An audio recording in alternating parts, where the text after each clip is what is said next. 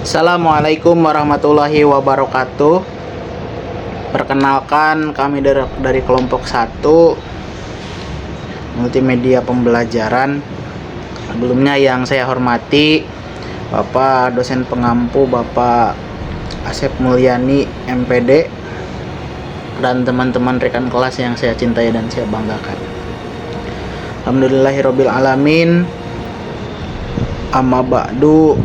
Pertama, marilah kita panjatkan puji dan syukur kehadirat Allah Subhanahu wa Ta'ala, yang mana atas berkah rahmat irodatnya kita semua masih bisa diperkenankan untuk menuntut ilmu dan belajar di kampus YIN Syekh Nurjati Cirebon ini.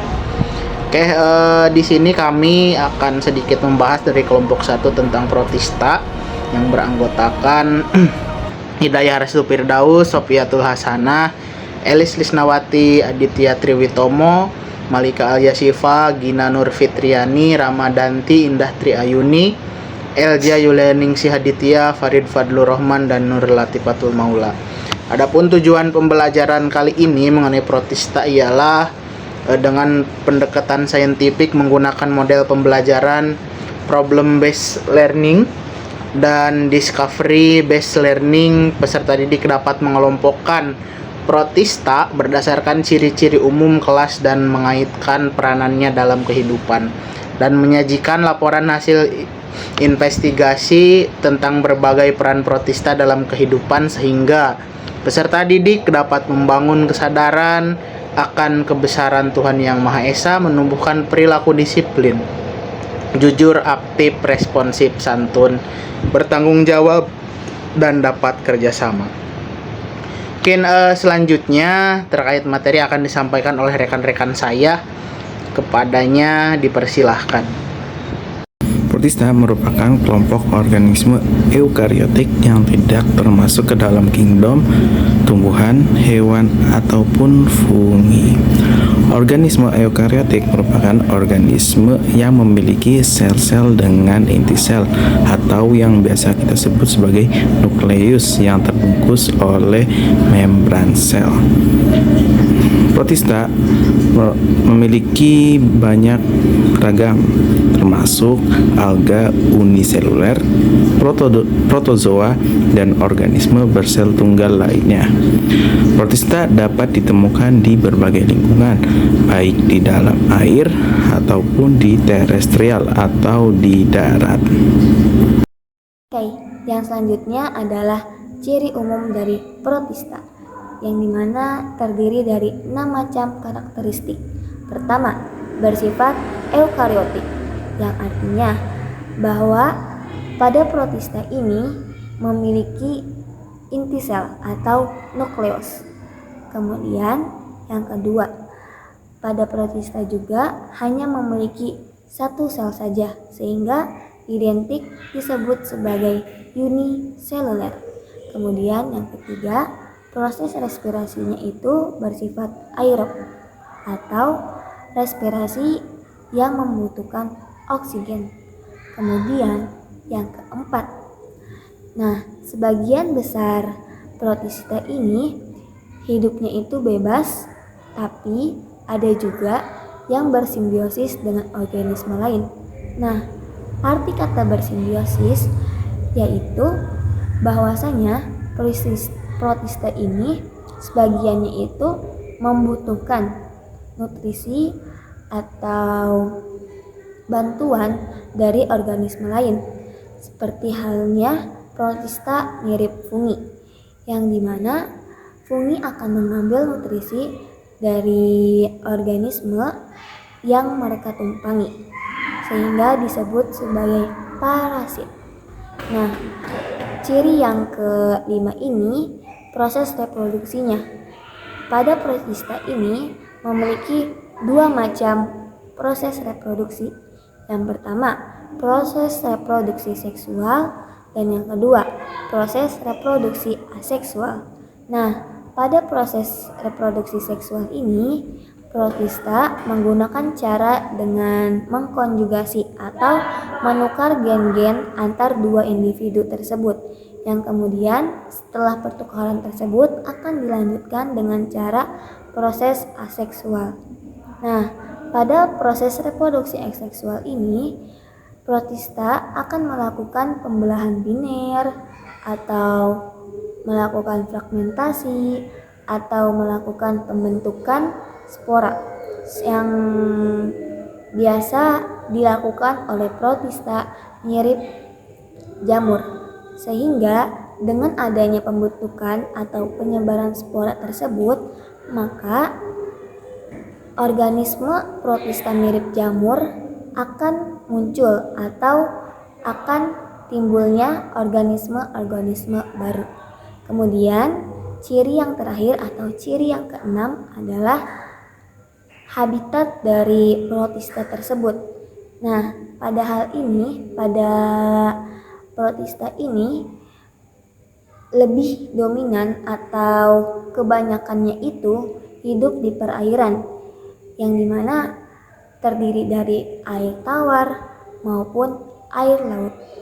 Nah, dimana pada air tawarnya ini lebih banyak terdapat pada protista mirip hewan atau yang dapat disebut dengan protozoa. Lalu pada air laut ini lebih dominan atau lebih banyaknya ini terdiri dari protista mirip tumbuhan atau yang dapat disebut sebagai alga. Dan ada juga beberapa yang hidup di dataran atau hidup di darat yang disebut sebagai protista mirip fungi atau protista mirip jamur. Baik, materi selanjutnya yaitu klasifikasi protista. Protista dibagi menjadi 3 kelompok utama. Yang pertama ada protista mirip hewan, yang kedua ada protista mirip tumbuhan, dan yang ketiga ada protista mirip jamur. Yang pertama ada protista mirip hewan. Protista mirip hewan sering kita sebut sebagai protozoa. Protozoa tidak memiliki dinding sel serta dapat hidup bebas atau parasit dengan sel inang lainnya. Kemudian protozoa ini bisa bereproduksi secara seksual maupun aseksual. Protozoa dibagi menjadi 4 jenis. Yang pertama ada Rhizopoda. Rhizopoda merupakan protozoa yang bergerak dengan menggunakan kaki semu atau Pseudopia. Yang kedua ada Flagellata. Flagellata merupakan protozoa yang bergerak dengan menggunakan flagel atau bulu cambuk. Yang ketiga ada Ciliata. Ciliata merupakan protozoa yang bergerak dengan menggunakan silia atau rambut getar. Yang keempat ada Sporozoa. Sporozoa merupakan protozoa yang tidak memiliki alat gerak, namun dia dapat berpindah dari satu tempat ke tempat yang lainnya dengan menggunakan aliran darah dari sel inang yang ditumpanginya. Yang kedua ada protista mirip tumbuhan. Protista mirip tumbuhan ini ada yang bersifat uniseluler dan ada yang bersifat multiseluler.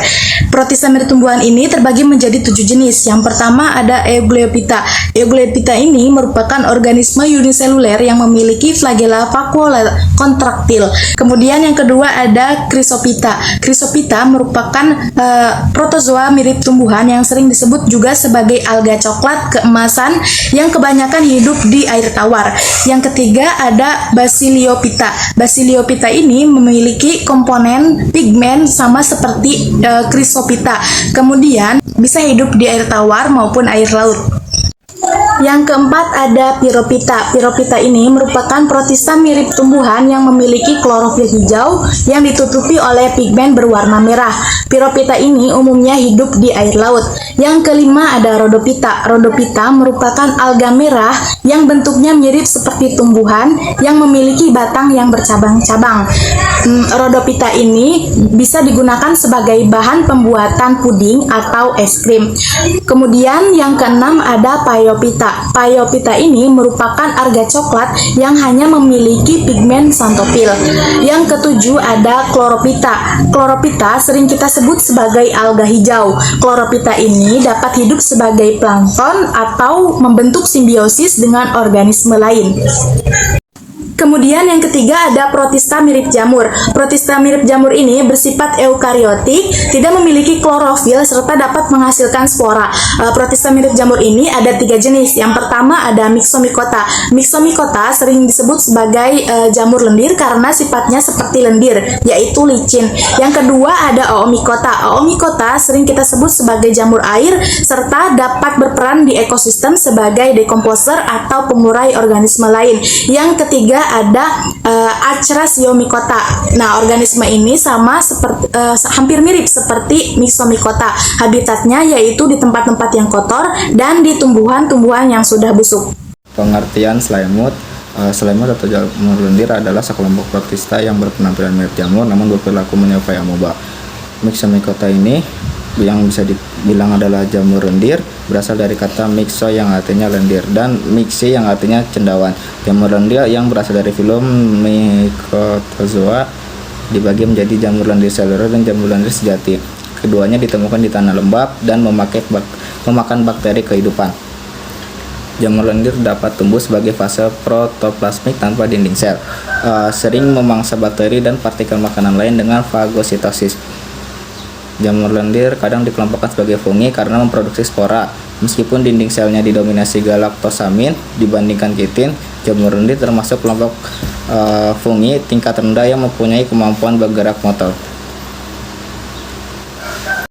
Kemudian materi selanjutnya yaitu karakteristik dari slime mold atau jamur lendir. Jadi sekelompok jamur lendir ini merupakan protista yang berpenampilan mirip jamur tapi berperilaku seperti amoeba. Kemudian ditemukan juga merayap di puing-puing, daun atau ranting yang membusuk di tanah, di lantai hutan, di kanopi pohon, serta pada kondisi yang lembab, gelap, dan sejuk. Nah, jamur lendir ini bersifat sapropit dan kekurangan klorofil. Nah, jamur lendir juga memakan mikroorganisme seperti bakteri, jamur, dan ragi serta menggunakan bahan organik yang mati. Nah, beberapa jamur lendir ini bersifat parasit dan ditemukan pada akar kubis dan tanaman lain dari keluarga Brassicaceae. Nah, kemudian materi selanjutnya yaitu ada siklus hidup dari jamur lendir ini. Nah, siklus hidup jamur lendir ini dibedakan menjadi dua tipe, yaitu ada jamur lendir plasmodial serta jamur lendir seluler. Urutan dari siklus hidup dari jamur lendir itu yang pertama, plasmodium dewasa itu membentuk jaringan agar dapat memakan serta menghasilkan oksigen. Kemudian, pada lingkungan kering, plasmodium dewasa ini dapat membentuk stalk dan memiliki kromosom yang diploid. Nah, di dalam sporangium terjadi pembelahan meiosis yang menghasilkan spora yang haploid. Kemudian, bila lingkungan itu membaik, spora ini dapat berkecambah membentuk sel aktif yang haploid. Nah, sel-sel aktif ini akan memiliki bentuk berbeda dan berubah menjadi sel-sel ameboid. Nah, kemudian terjadi singgami antara sel-sel yang memiliki bentuk yang sama menghasilkan zigot diploid atau 2N. Kemudian, nukleus atau inti sel zigot yang diploid tadi membelah mitosis tanpa disertai pembelahan sitoplasma. Kemudian membentuk plasmodium pemakan yang diploid atau 2N. Di sini saya akan menjelaskan mengenai klasifikasi dari jamur lendir atau slime mold, yang mana di sini ada 3 jenis jamur lendir tersebut dengan dijelaskan dengan secara rinci. Yang pertama yaitu ada kelompok jamur lendir yang serupa dengan Myxomycetes tetapi memiliki perilaku pseudopodia yang berbeda, adalah kelompok dari Dicotyledis, yang mana Dicotyledis ini memiliki sifat yang mirip dengan Myxomycetes, tetapi perilaku dari pseudopodia mereka ini tidak sama, karena kelompok ini digunakan sebagai contoh dalam komunikasi dan diferensiasi dapat memberikan wawasan tentang bagaimana organisme ini yang bersifat multiseluler berkembang dengan baik. Yang kedua yaitu protista mirip jamur atau jamur lendir yang tergolong ke dalam kelompok Myxomycota, yang mana Myxomycota ini memiliki fase soma yaitu berupa plasmodium yang merupakan massa sitoplasma yang tidak dibatasi oleh dinding sel. Plasmodium ini dapat bergerak seperti amoeba di atas substrat dan mencerna makanan secara menelan pada partikel atau sel secara langsung. Myxomycota ini memiliki fase reproduktif yang mana berupa sporangium yang berisi dengan mikrospora. Beberapa contoh dari spesies Myxomycota adalah Pisarum polycephalum dan Disciostellum discodium. terlihat pada contoh gambar di samping. Yang ketiga yaitu klasifikasinya adalah Protostelids, yang mana protista ini adalah protista yang mirip jamur atau jamur lendir yang tergolong ke dalam kelompok Myxomycota, yang mana Myxomycota ini memiliki fase soma yaitu berupa plasmodium, yang merupakan massa sitoplasma yang tidak dibatasi oleh dinding sel. Oke, selanjutnya yaitu peranan protista mirip jamur lendir atau slime mold. Ya, dimana peranannya itu terbagi menjadi dua, ada yang menguntungkan dan ada yang merugikan. Nah, protista slime mold ini mempunyai peran yang beragam dalam ekosistem. Beberapa ada peran dari mereka, contohnya yang menguntungkan yaitu yang pertama sebagai dekomposer, yang mana dapat membantu mencerna bahan organik yang sudah mati menjadi senyawa yang lebih sederhana. Di mana hal ini penting dalam siklus nutrisi karena mereka itu dapat mengembalikan nutrisi ke lingkungan yang dapat digunakan oleh organisme lain. Contohnya itu khususnya untuk tumbuhan. Nah, selain itu juga beberapa protista mirip jamur lendir ini berperan sebagai predator mikroskopis yang dapat membantu mengendalikan populasi organisme kecil lainnya yang bisa menjadi hama. Nah, di sisi lain juga ada beberapa protista mirip jamur lendir ini yang bersifat parasit dan patogen yang dapat menyebabkan penyakit, baik itu pada tumbuhan, hewan, atau bahkan sampai manusia.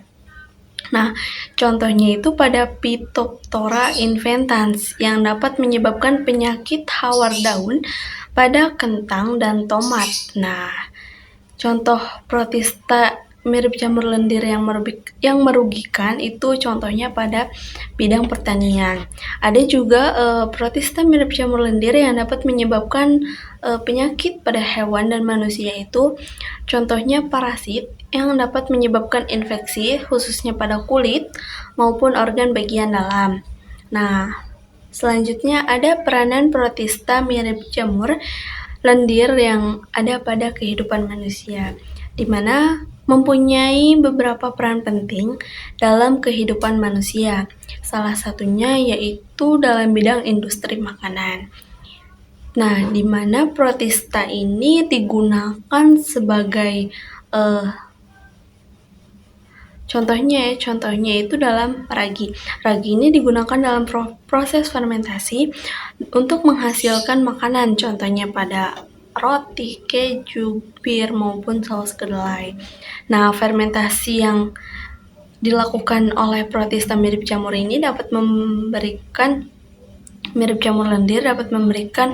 rasa, aroma, dan bau yang khas atau tekstur yang khas pada produk makanan.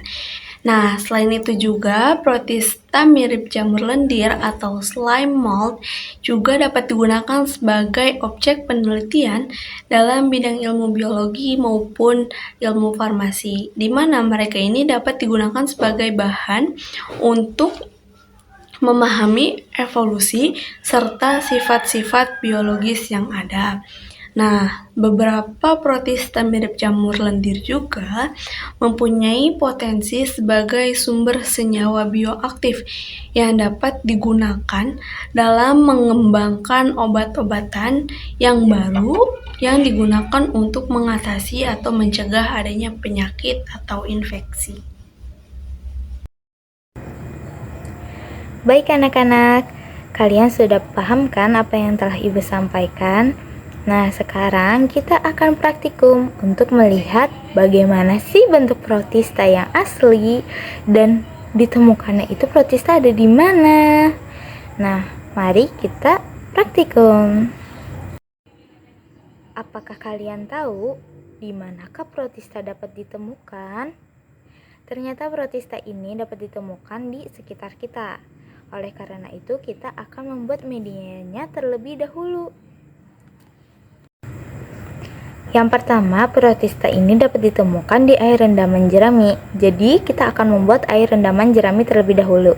Yang pertama, masukkan jerami ke dalam toples yang sudah berisi air. Kemudian, kalian tunggu selama 1 minggu hingga warna rendamannya ini berwarna kecoklatan. Ingat, toplesnya itu jangan ditutup agar protista atau organisme yang ada di air rendaman jerami ini tidak mati, tetap dapat oksigen seperti itu. Selanjutnya yaitu air kolam. Jadi, kalian jika punya kolam ikan, nah di sana itu terdapat protista. Pertama, kalian isi toples kosong dengan air kolam. Dan ingat juga jangan ditutup toplesnya agar organismenya tidak mati. Tahukah kamu, ternyata selokan ini memiliki banyak mikroba. Selain mikroba ternyata terdapat protista. Nah, untuk melihat protista yang ada di air selokan, kalian harus mengambil sampel airnya dengan cara toples kosong kalian isi dengan air selokan. Kemudian jangan ditutup toplesnya agar organismenya tidak mati. Setelah kalian mengumpulkan sampel air, mari kita amati di bawah mikroskop. Ada protista apa saja ya? Selanjutnya yaitu mari kita amati di bawah mikroskop. Yang pertama yaitu disiapkan alat dan bahan yang akan digunakan. Yang kedua, diambil air rendaman jerami menggunakan pipet tetes. Terus diteteskan 1 tetes air rendaman jerami ke atas kaca objek gelas, ditutup menggunakan cover gelas. Kemudian diamati di bawah mikroskop dengan perbesaran yang terkecil ke yang terbesar. Digambar protista yang terlihat dan catat hasil pengamatan. Dilakukan langkah kerja yang sama pada setiap sampel air, yaitu pada air selokan dan air kolam.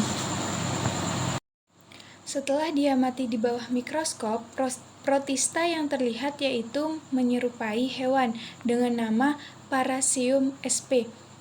Adapun gambarnya yaitu bisa dilihat di situ terdapat gambar Parasium sp dengan ciri-ciri yaitu ujung depan tubuhnya tumpul dan bagian belakang meruncing seperti sandal, mempunyai dinding sel, tubuhnya berukuran antara 120-300 mikro, memiliki 2 inti yaitu makronukleus dan mikronukleus, bergerak dengan menggunakan silianya. Uniseluler memiliki 2 vakuola yaitu vakuola makanan dan vakuola kontraktil, dan cara berkembang biaknya yaitu pembelahan biner dan konjugasi. Nah, materi selanjutnya adalah ciri-ciri dari hasil pengamatan dari air kolam, di mana ujung depan tubuhnya ini tumpul dan bagian belakang meruncing seperti sendal. Kemudian mempunyai dinding sel, tubuhnya berukuran antara 120-300 mikron. Memiliki 2 inti yaitu makronukleus dan mikronukleus. Kemudian uniseluler memiliki 2 vakuola. Cara berkembang biaknya ini pembelahan biner dan konjugasi. Kemudian menyerupai protista yang menyerupai hewan. Namanya itu adalah Paramecium sp. Nah, kemudian untuk hasil pengamatan dari protista di air selokan ini sama dengan air kolam, di mana nama protista milik hewan ini yaitu Paramecium sp juga. Ujung depannya ini tubuhnya seperti sendal, kemudian mempunyai dinding sel uniseluler, memiliki 2 vakuola. Kemudian cara berkembang biaknya ini berkembang biak dengan pembelahan biner dan konjugasi. Tubuhnya berukuran antara 120-300 mikron. Kemudian memiliki 2 inti yaitu makronukleus dan mikronukleus.